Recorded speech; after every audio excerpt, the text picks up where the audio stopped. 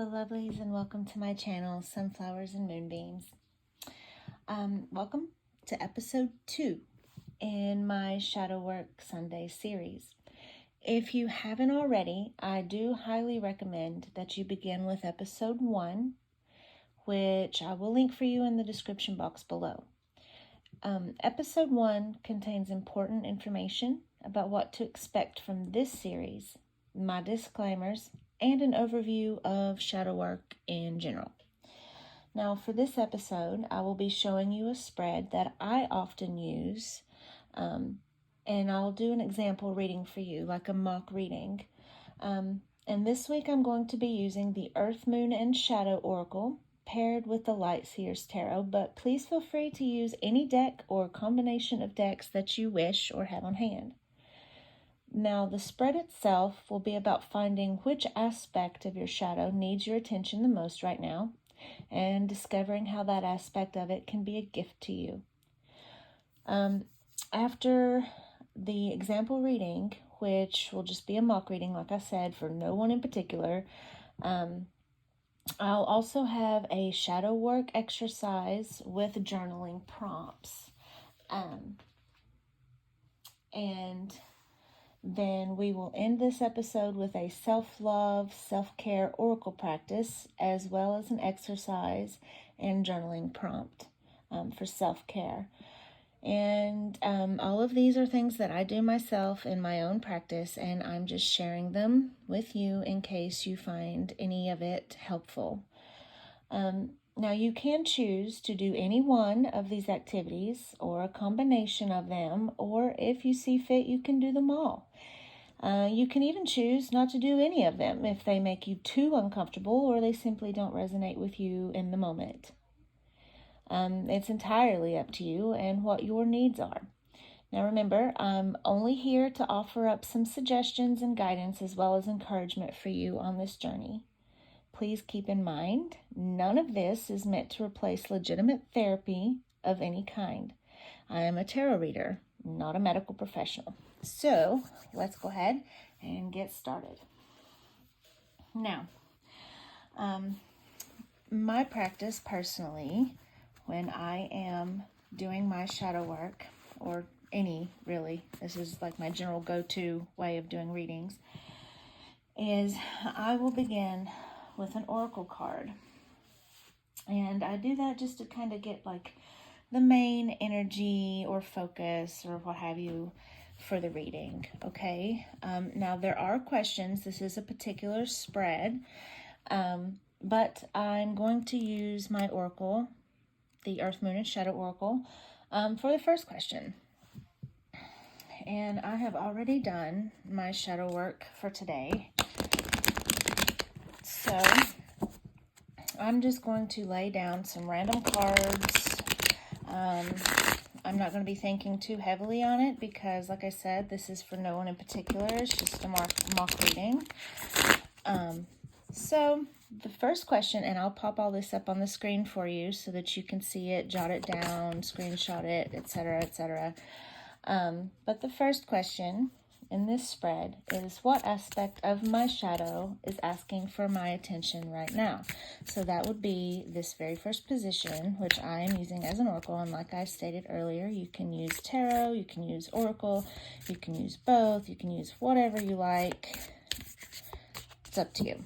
Okay, so I'm just going to lay that right here and right here. And this will be our first position. And then I'm going to use my Light Seers Tarot for the remaining questions. And I'm going to lay them all out first so that you can see the spread, copy the question, screenshot it, whatever you need to do.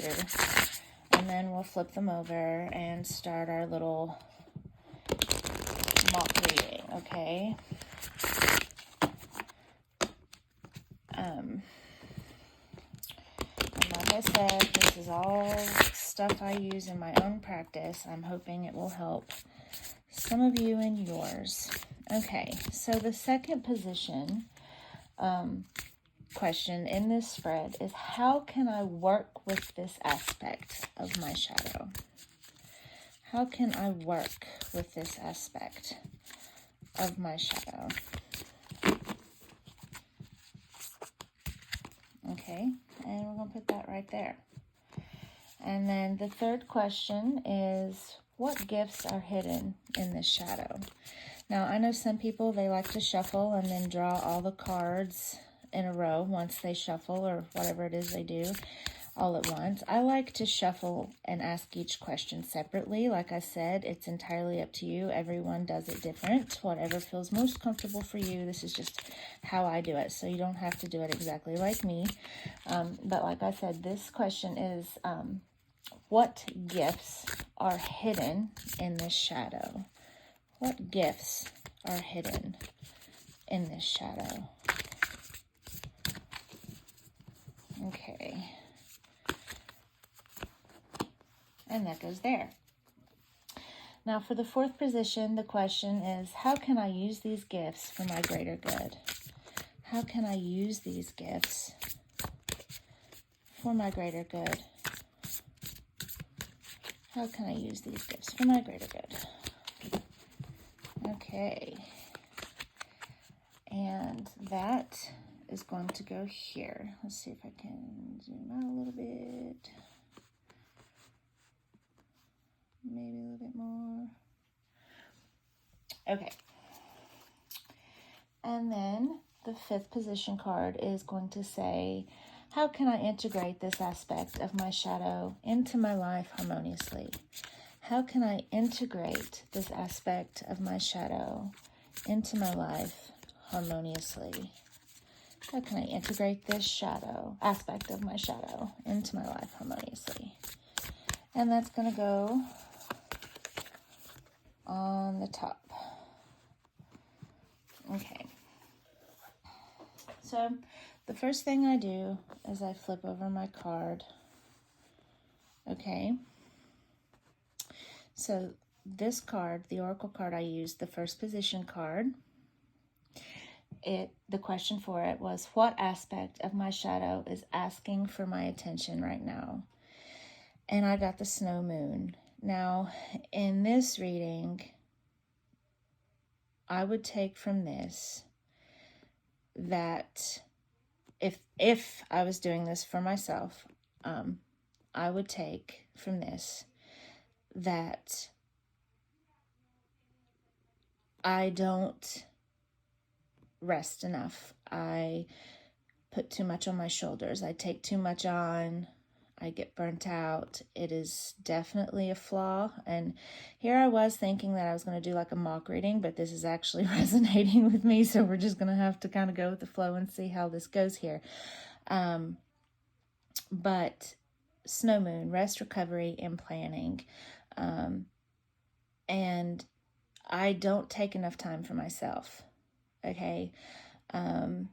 I do everything for everyone else all the time. I give until I'm almost dry. My cup is almost empty, if not completely dry. And I don't really make plans for myself very much because I'm always so busy taking care of everyone else. I forget about myself. And that can be an aspect of your shadow.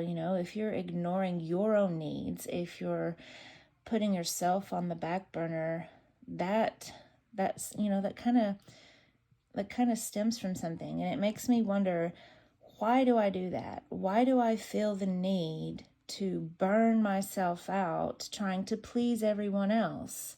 People pleasing is most definitely a shadow aspect, and it is, in fact, one that I also suffer from. So, when I'm doing this for myself, you don't have to, keep in mind, you don't have to, but I like to look it up in the guidebook just to get that extra information after I have kind of gotten my initial meaning from myself. Okay, so I'll show you what my book says about this card. Snow Moon, rest, recovery, and planning. To accomplish great things, we must not only act, but also dream. Not only plan, but also believe. Anatole France. The snow moon is named after the cold, snowy days of February. How fitting. When the temperature can often drop into the single digits, and the air becomes so piercingly crisp that it cuts like glass when it clashes with any bare skin. The sharp February nights had our ancestors scrambling to come inside out of the cold to warm themselves by the warmth of the hearth fire. They were wise enough to know that rest and renewal were necessary in order to prepare for the daunting planting and harvesting seasons that lie ahead. When the snow moon is revealed in a spread, it is asking us to take a hint from our ancestors and come in out of the cold. This is not the time to add more tasks to our workload. It is a time for rest, renewal, and planning. This is the time to look back over the successes and failures of the past year. The snow moon is calling us to use every lesson and experience we've gained to plan, strategize, and set our intentions to attract what we desire for the next turn of the wheel. Okay, so basically what I was feeling, I need to take more time to rest for myself. That is the aspect that is needing my attention the most right now. So now we're going to go over here to our second card. And this is, how can I work with this aspect of my shadow? And this is the Two of Swords. Okay. The Two of Swords. Wow, I get that card a lot for some reason. So, yeah, I feel like it's definitely leaning more towards my cards are wanting to talk to me anyway, even though I was intending on this to be more of a mock reading. But here we are. So the Two of Swords pretty much makes, generally speaking, it's you're kind of you're stuck between two choices, right? And you're not sure which is the right route to take, which is the best course of action. And you're kind of stuck in that place of you can't move forward until you make a decision, right? And when in regards to the question of how can I work with this aspect of my shadow, I feel like I need to choose myself more, because I feel like this is telling me, okay, I'm all the time stuck between, do I do this for someone else or do I do this for myself? And generally speaking, I choose the someone else. Like I said, I put myself on the back burner quite often. So I feel like this is telling me that to work with this shadow, I need to consciously make the decision more often to say no to other people, or to say, hold on, wait a minute, I need to take care of me first. And to make that choice, a conscious decision to take care of myself and get the rest and plan out special time for myself before I commit to something somebody else needs. Okay, so the third position is what gifts are hidden in this shadow. Let's see. Oh, the Empress. Yep. Okay. So the Empress, when I think of her, I think of nurturing. I think of abundance, empathy, the mind, body, spirit all coming together harmoniously, right? So it's also like a very mothering, nurturing card, the Empress. So the gifts that's hidden in my shadow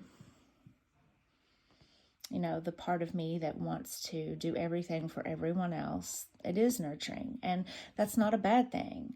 Me wanting to take care of those I love and those people around me that I care about, that's not a bad thing. That is a gift.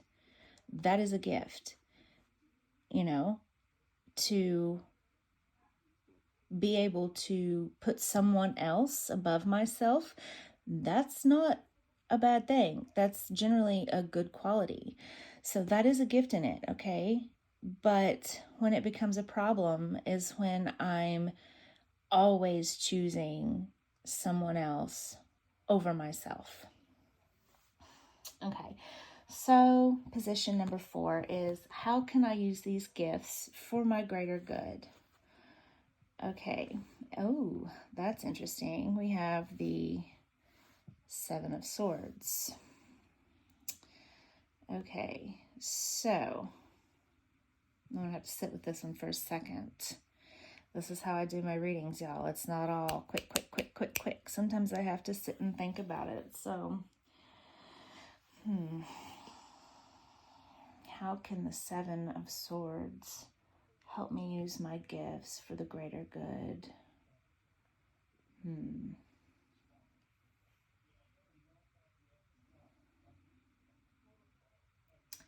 Well, the 7 of Swords isn't always, about being sneaky or, deception or deceit or whatever, which is what initially came to mind. That's why I was like, oh boy, how is this going to help? But it can also mean strategizing. It can mean being resourceful, okay? And I feel like in this situation, I can use these gifts, the nurturing, the mothering, the loving side of me. I can use those gifts and I can plan better. I can strategize better. I can sit and instead of someone needs something from me or wants something from me and, taking from me, instead of always saying yes, yes, yes, and putting what I feel or what I need or what I want away, because sometimes I feel like I'm not important enough, maybe, and that they're more important. Maybe I need to plan better, I can plan when the right time to be nurturing is. I can plan when the right time to be caring and give abundant love, to those around me. I can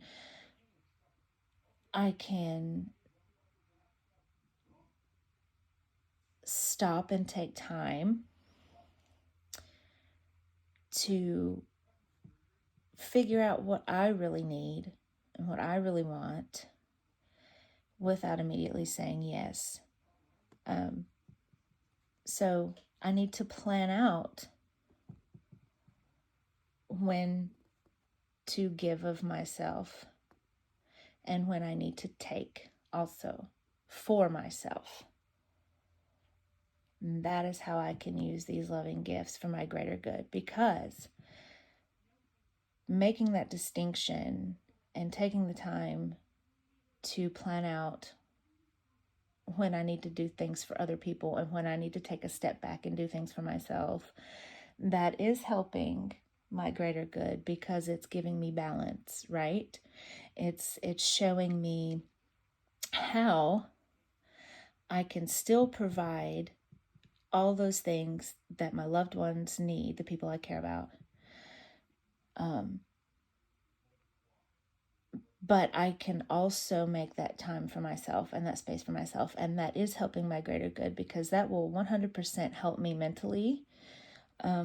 It would help me emotionally, to not feel so worn out and burnt out and drained and exhausted all the time.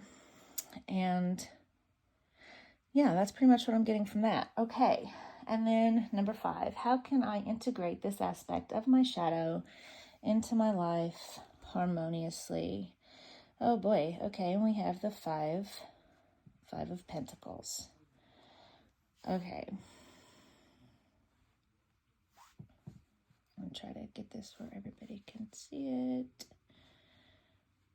I need a bigger table. Okay, so I'm going to have to sit and think about this for a second. 5 of Pentacles. How can I integrate this aspect of my shadow into my life harmoniously?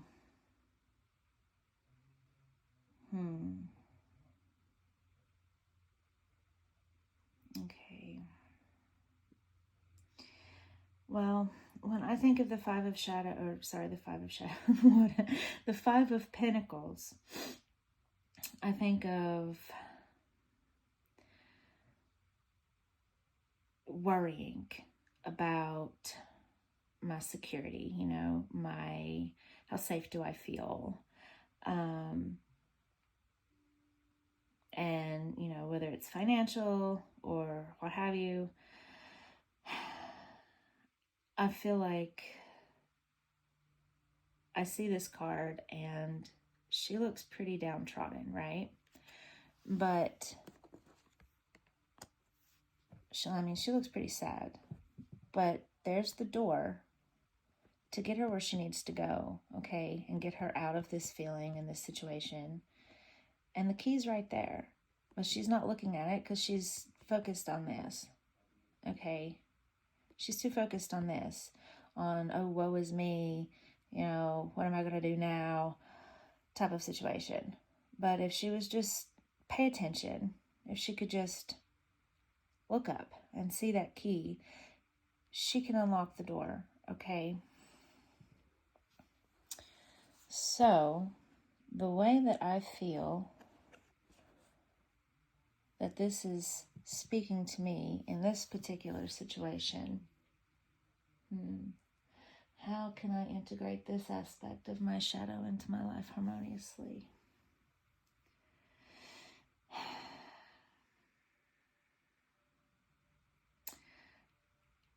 I feel like it's asking me to reclaim my power, okay?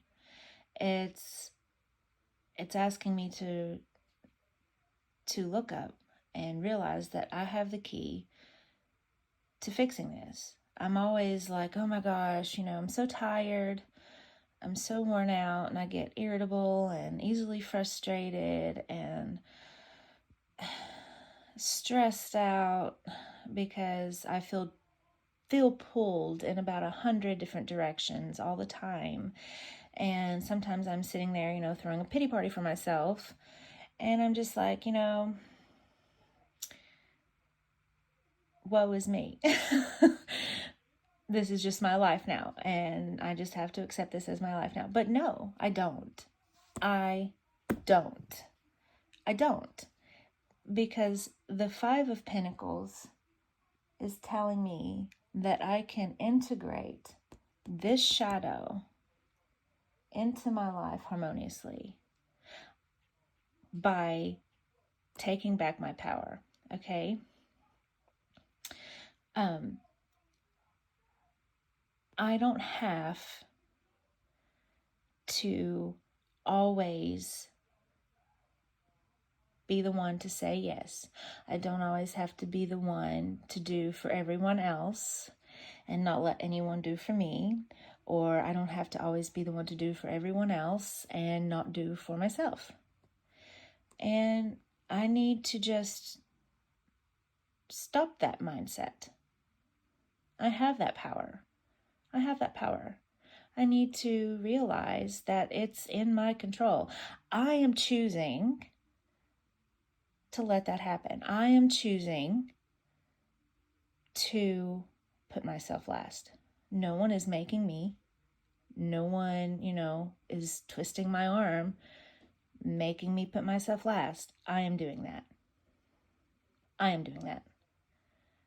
and I have the power to stop it. And that's what I'm getting from this. And wow.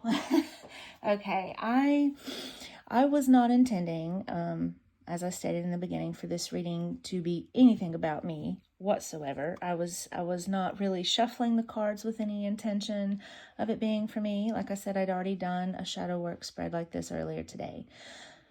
But apparently, the cards and my guides had a different idea, because this really seemed quite personal for me. So anyway, that is pretty much the shadow work tarot spread for the week.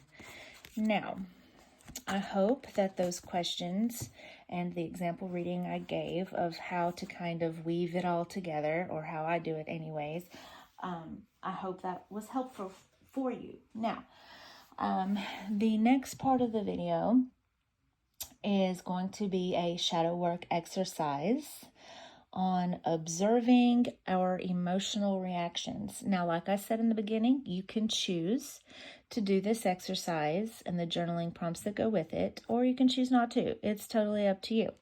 But I'm going to put it out there just in case you want to. I did do this today myself, so I'm just going to explain to you what it is, give you the questions, give you the journaling prompts, and you can take it from there, okay? You are in the driver's seat here. So, I want you to think about the last or most recent time that you felt triggered, okay? And this would be a time in which you had a very strong emotional reaction to a person, a place, event, etc., okay? So think about that. Now, once you've sat and thought about it, and you've remembered the last time you were triggered, I want you to close your eyes, take a few deep breaths, and recall the situation into your memory. I want you to sit with it for a few minutes, okay? Try to see it, try to hear it, try to feel it, okay? Really get in that moment. And just warning you, this may be uncomfortable or possibly even upsetting for you to do, okay? But remember, it isn't real. It's already happened and it's over with, and now it's just a memory. You are safe, okay? You are safe. So continue your deep, slow breaths while you remember this, if it helps you, okay? Now, I'm going to put the questions up on the screen, so if you need to take your time with this, you can pause at any moment as the questions arise and really sit and meditate with them and think about them. That's what I often like to do.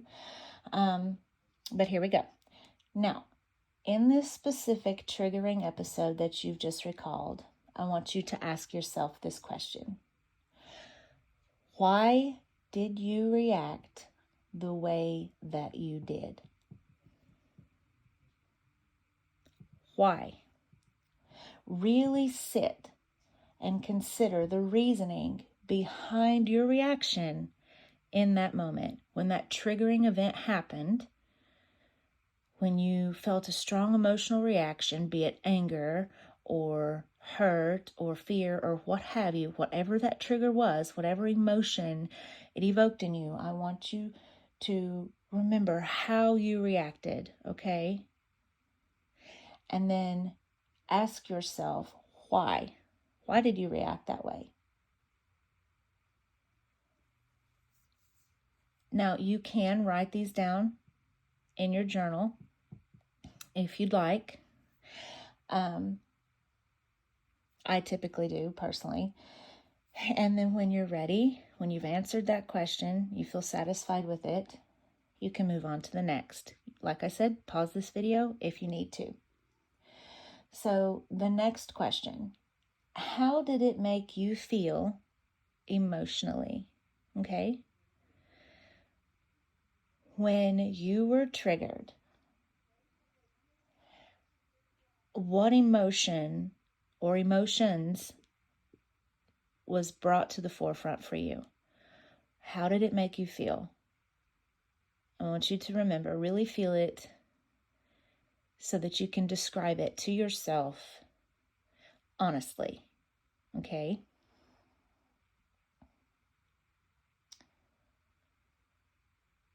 And then when you're ready with that, you can move on to the next question. The next question is, can you notice a pattern between this episode and other triggering episodes that you've had in the past? Is there a connection? Is there some pattern or reason or connection, really, that makes all of these triggers occur? Like, can you find a pattern? Do they seem similar? Were you in similar places? Similar situations? Did someone say something similar? Did someone do something similar? What were your surroundings like? What was the atmosphere like? Who were you with? What were you doing? Who were you around? See if you can find a pattern. There may not be one. And if there's not, that's fine too. But you need to ask yourself that question. Is there a pattern here? And then when you sit with that, journal it, whatever you choose to do, and you're ready to move on, the next question is, can you connect these episodes that cause those triggers, those specific triggers, to something that happened to you in your past?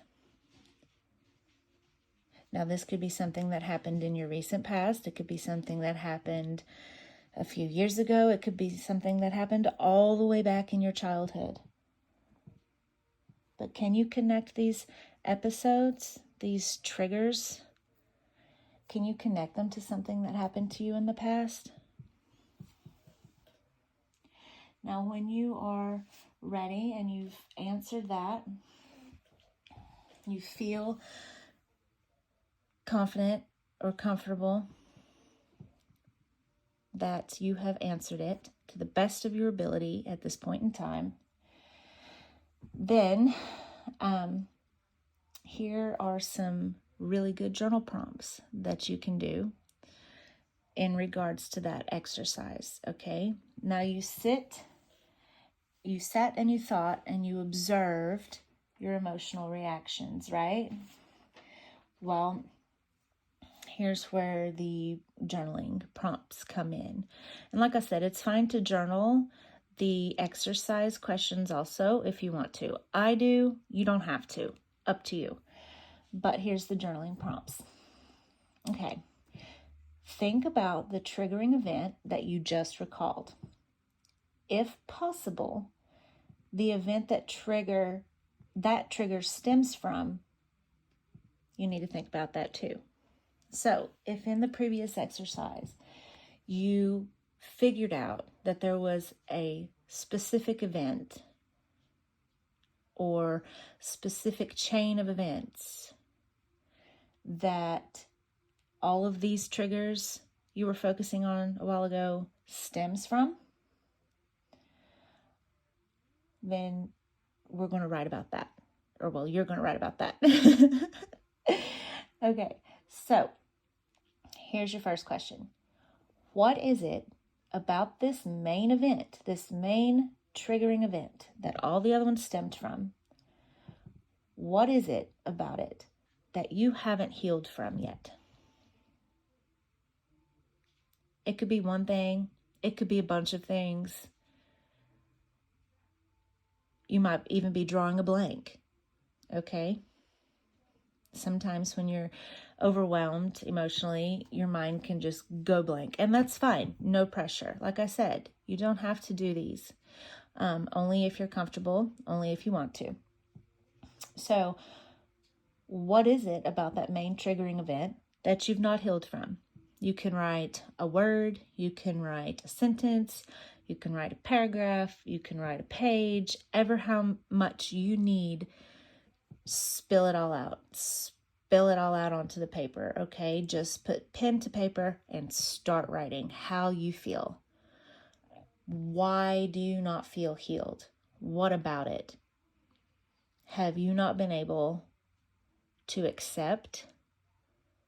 What about it have you not been able to forgive?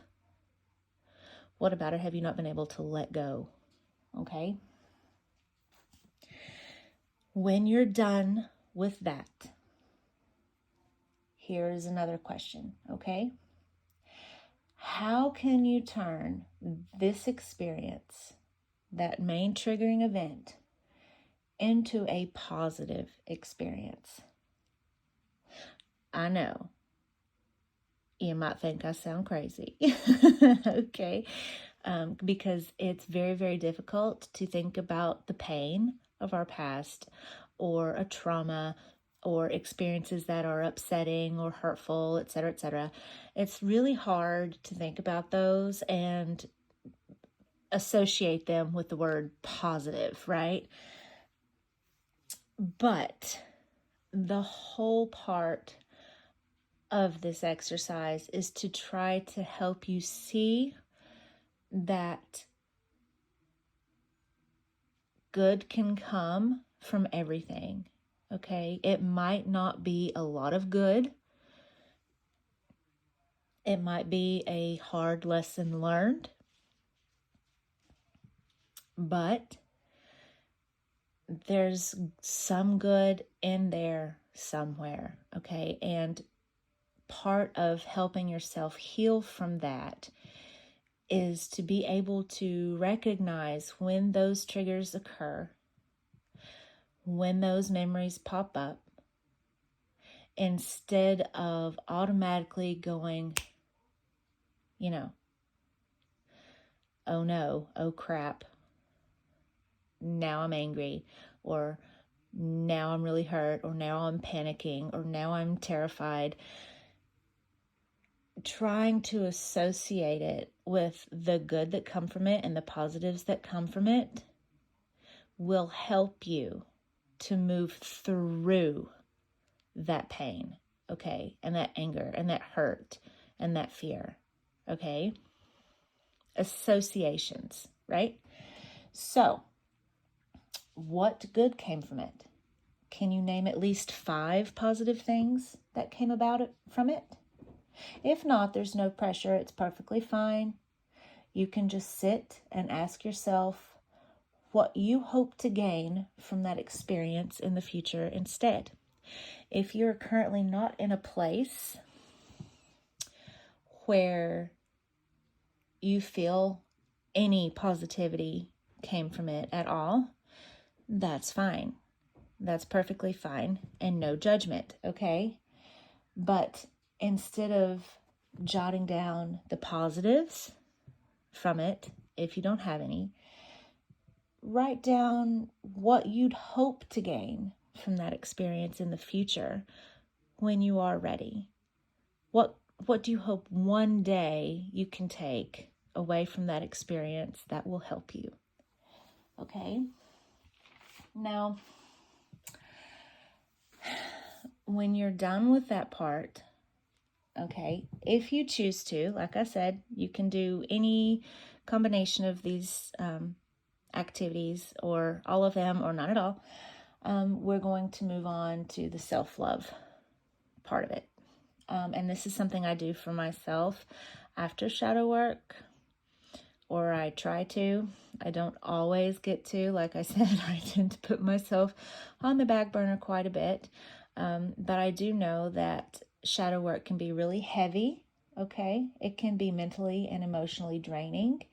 And oftentimes when I do shadow work and I neglect the self-love, self-care part of it afterwards, I'm stuck kind of in that mentality of emotionally and mentally drained, okay? So I feel like it's always important to show myself some love afterwards, just to balance it out, balance out that energy, okay? Because I just put myself through something that was emotionally draining, and now I need to refill my cup, okay?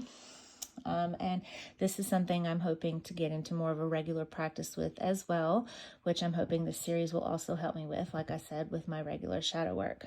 Now, I typically draw an oracle card from a deck that I find soothing and encouraging and uplifting. And I take the message it gives me and I turn it into a self-care exercise. And I do that to kind of put a balm on the sting I usually get from shadow work, And I also like to pull a journal prompt from it to add to the shadow work entry that I put in my journal.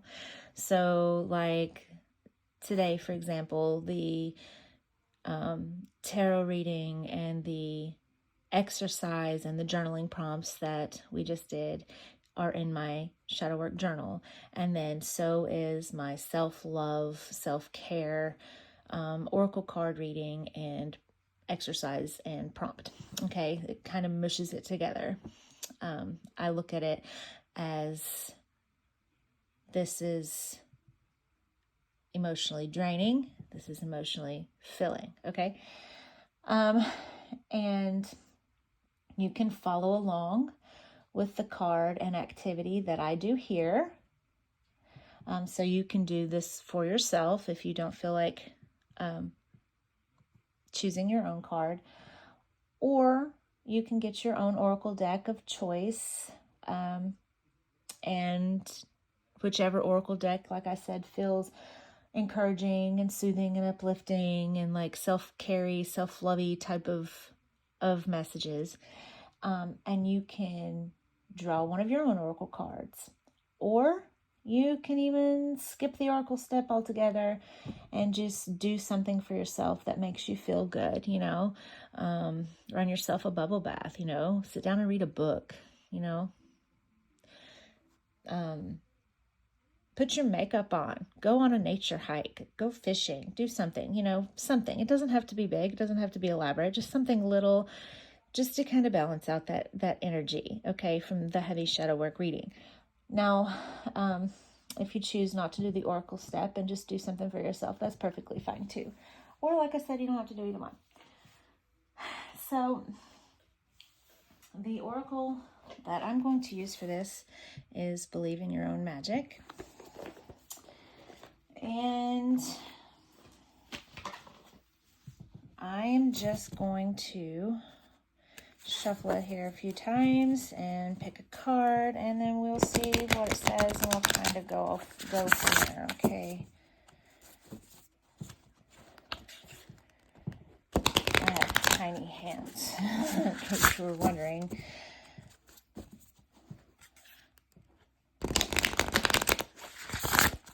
Okay, so what do I want to focus on? I just need something to make me feel good right now. So what is something, let's try this way. What is something I need to feel good about myself? What is a message I need to feel good about myself? What is a message I need to feel good about myself? I want to feel good after a reading like that. Okay. All right, so we have, let's zoom back in here. We have Throne. Your potential is endless. I love that. That gives me confidence, that gives me confidence. I often feel like I'm stuck or that I can't move forward. Can't, it's one of my dirty words I use all the time, can't. But this is encouraging, my potential is endless. Let's see what the guidebook has to say about it. Okay. At the risk of sounding cliche, you can do anything you put your mind to. You are a mighty queen who is complex enough to be both gentle and valiant, just and magnificent, or any combination you should ever long for. The reason they tell you that you cannot have it all is because they are afraid you will become even more dangerous than you already are. Love that. Love that. Okay, so, let's see.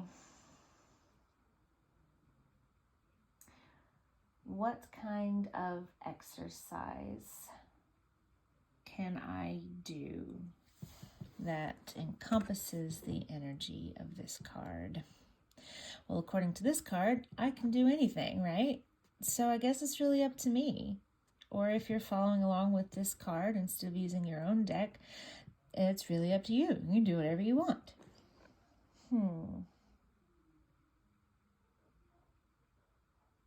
So the journal prompt that I would put with this card, I would make a list. I would make a list of all the things I want to do, of all the things I want to accomplish. And you could do that. What do you want to accomplish this week? What do you want to accomplish this month, this year? What do you want to accomplish in your lifetime? Whichever one. I'd probably start with, what do I want to accomplish this year? Yeah. And I would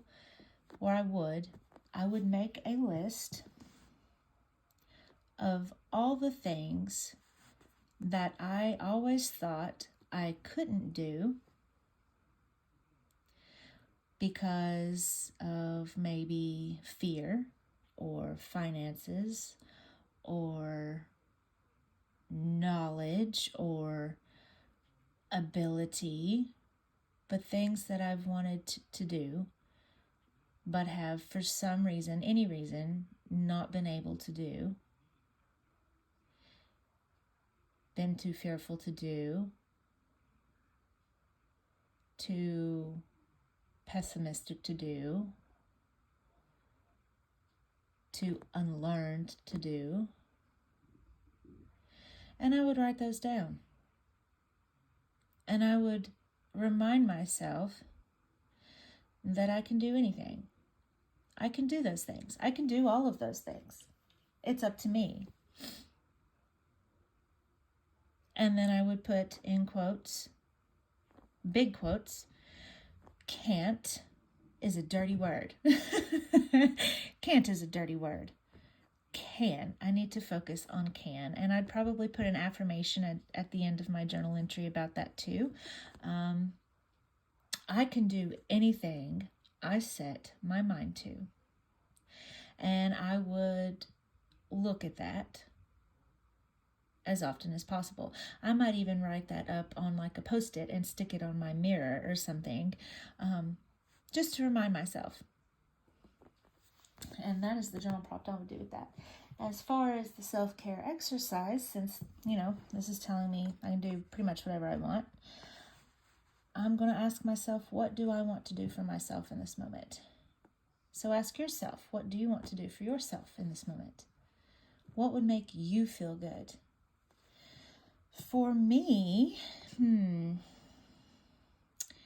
that would be taking an extremely long, extremely hot shower. Yeah, I like my water, same temperature as lava, if you'd ask my husband. And I want to snuggle up with cozy pajamas and a cozy blanket with a cup of hot chocolate, and I want to read a really good book, like the kind of book that I can get lost in, the kind of book that sucks me away from reality for a little while and lets me immerse myself in adventure and fun. That's what I want to do. So that's the exercise that I would choose to do with this card to show myself some love. Okay. Now, that pretty much concludes this week's episode of Shadow Work Sundays.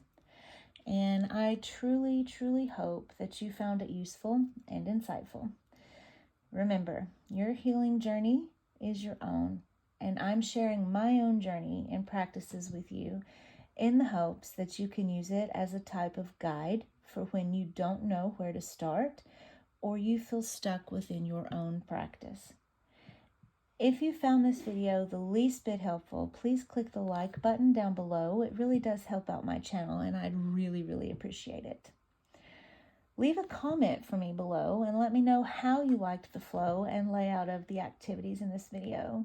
Which activities did you like? Which ones did you not like? Would you like me to add anything, subtract anything? Let me know. This is a new series for me, so I'm still trying to work out the details and the kinks, and it is still a work in progress. And if you know someone that you think would benefit from this video, please share it. And if you haven't already, please subscribe to my channel for more tarot and oracle related content, and click the notification bell below so that you know when I post new videos. I wish you all the best on your healing journey, and I hope to see you for another episode next Sunday. As always, thanks for watching.